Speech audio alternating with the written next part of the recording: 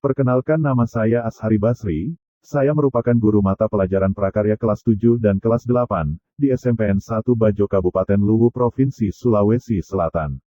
Mata pelajaran prakarya merupakan mata pelajaran yang berorientasi pada pengembangan kemampuan mengeksplorasi bahan, alat, teknik, dan prosedur. Untuk membuat produk kerajinan kebutuhan sehari-hari dan produk komersial berbasis kewirausahaan. Dengan karakteristik mata pelajaran prakarya yang berorientasi pada kemampuan siswa merancang dan memodifikasi desain produk berdasarkan kajian ergonomis.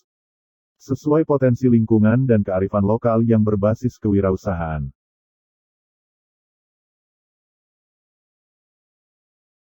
Yang telah saya lakukan dalam peningkatan kualitas pembelajaran adalah dengan pengembangan dan penerapan media pembelajaran audio-video serta alat peraga pembelajaran. Pembuatan video pembelajaran serta alat peraga tersebut dibuat secara individu maupun dilakukan bersama teman sejawat. Meskipun masih banyak kekurangan terhadap hasil kualitas video maupun alat peraga yang dihasilkan, namun hal ini sangat efektif dalam menunjang proses pembelajaran. Dengan pemilihan alat peraga yang tepat, siswa terbantu untuk memvisualisasi objek-objek yang sifatnya abstrak dan dengan video tutorial siswa terbantu untuk lebih memahami prosedur membuat karya yang sulit dipahami jika mengacu pada buku. Hal ini terus saya lakukan secara berkesinambungan dengan terus meningkatkan kompetensi.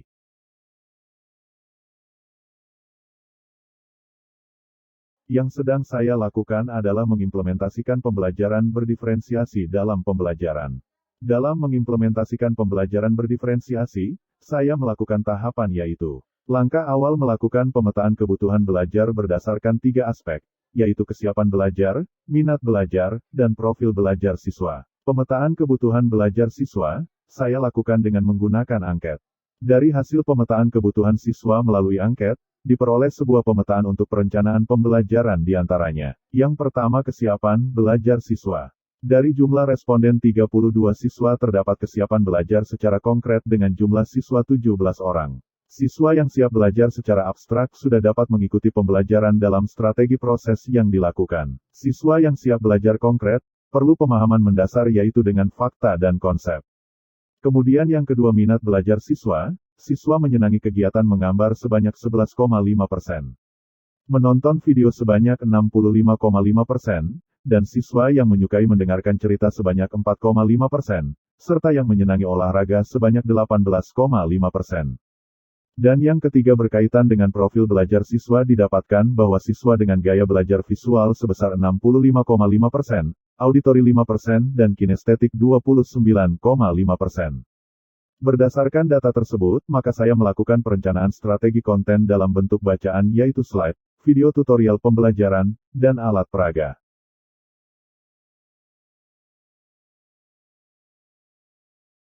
Pada perencanaan materi membuat miniatur rumah pada mata pelajaran prakarya kelas 7, saya merencanakan dengan tahapan membuat miniatur rumah, sekaligus membuat video tutorial prosedur membuat miniatur rumah tersebut dari awal sampai akhir. Tahap awal pembuatan miniatur rumah dengan mempersiapkan alat dan bahan, kemudian melakukan sketsa model miniatur.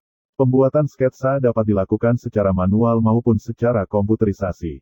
Tahap selanjutnya adalah merakit bagian-bagian miniatur model dengan menyatukan tiap bagian miniatur rumah menjadi satu kesatuan dan tahap akhir yaitu finishing. Sedangkan pembuatan video tutorial dimulai dengan merancang naskah alur video tutorial, kemudian menyiapkan peralatan pengambilan gambar video, setting lokasi, persiapan alat dan bahan serta melakukan perekaman video. Setelah melakukan perekaman video, langkah berikutnya adalah proses editing. Proses editing dilakukan dengan menggunakan aplikasi grafis misalnya Canva, Filmora, Camtasia, dan sebagainya. Video tutorial yang telah melalui proses editing dapat dimasukkan ke dalam YouTube sehingga memudahkan siswa untuk belajar setiap saat. Adapun strategi proses yang saya lakukan adalah dengan menerapkan metode pembelajaran proyek pada proses implementasi pembelajaran. Sedangkan strategi produk yang saya lakukan adalah dengan meminta siswa melakukan unjuk kerja membuat miniatur rumah.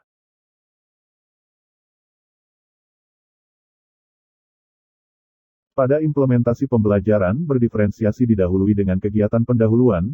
Pada tahap ini guru mengorientasi siswa dengan mengucapkan salam, berdoa bersama, menyapa peserta didik, mengecek kehadiran peserta didik, memeriksa kesiapan peserta didik, mengingatkan kembali materi sebelumnya dan menyampaikan persepsi terkait materi yang dipelajari.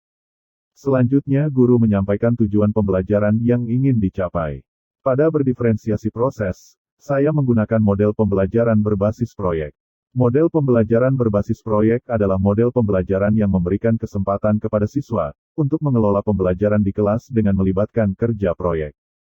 Kerja proyek merupakan suatu bentuk kerja yang memuat tugas-tugas kompleks berdasarkan kepada pertanyaan dan permasalahan yang sangat menantang, dan menuntun peserta didik untuk merancang, memecahkan masalah, membuat keputusan, melakukan kegiatan investigasi, serta memberikan kesempatan peserta didik untuk bekerja secara mandiri. Pada materi ini siswa ditugaskan untuk bekerja sama merancang, membuat dan mempresentasikan miniatur rumah. Pada kegiatan inti, pada tahap awal diawali dengan guru menjelaskan materi dengan menggunakan slide PPT materi membuat miniatur rumah. Guru menggunakan alat peraga berupa miniatur rumah pada saat menjelaskan materi untuk lebih memperjelas materi yang sifatnya abstrak. Kemudian peserta didik mengamati materi atau konten melalui video pembelajaran yang guru tayangkan dari YouTube, maupun dari video tutorial untuk menggambarkan prosedur pembuatan karya miniatur rumah dari awal sampai akhir. Tampilan slide, video tutorial maupun video dari YouTube diproyeksikan melalui layar proyektor. Guru meminta siswa untuk bertanya jika ada hal yang tidak dipahami. Selanjutnya guru membagi siswa secara berkelompok, sesuai dengan pemetaan kebutuhan siswa berdasarkan kesiapan belajar, minat belajar, dan profil belajar siswa. Kemudian guru meminta siswa untuk merancang, dalam hal ini mensketsa bentuk serta membuat miniatur rumah sesuai dengan keinginan desain masing-masing kelompok. Kemudian pada saat pelaksanaan, guru berkeliling untuk mengamati dan membimbing tiap kelompok.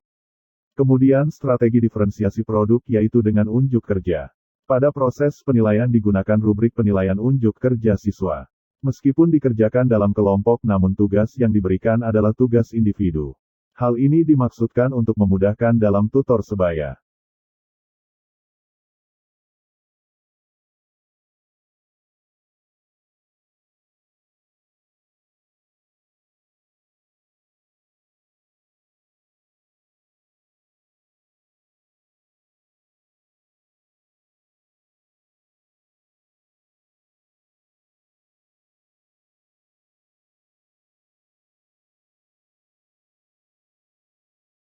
Jika waktu mendesain dan membuat miniatur rumah telah selesai, tiap kelompok diminta untuk mempresentasikan atau menyajikan hasil miniatur rumah yang telah dibuat.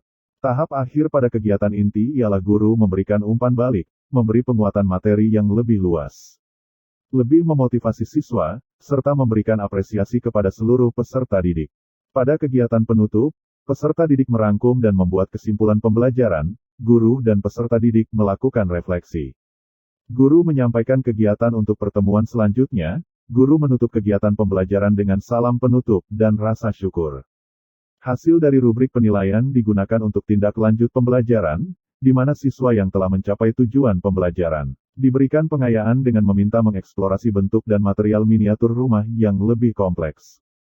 Sedangkan siswa yang masih mengalami kesulitan dan ketertinggalan diberikan contoh miniatur rumah yang lebih sederhana untuk lebih memudahkan pemahaman.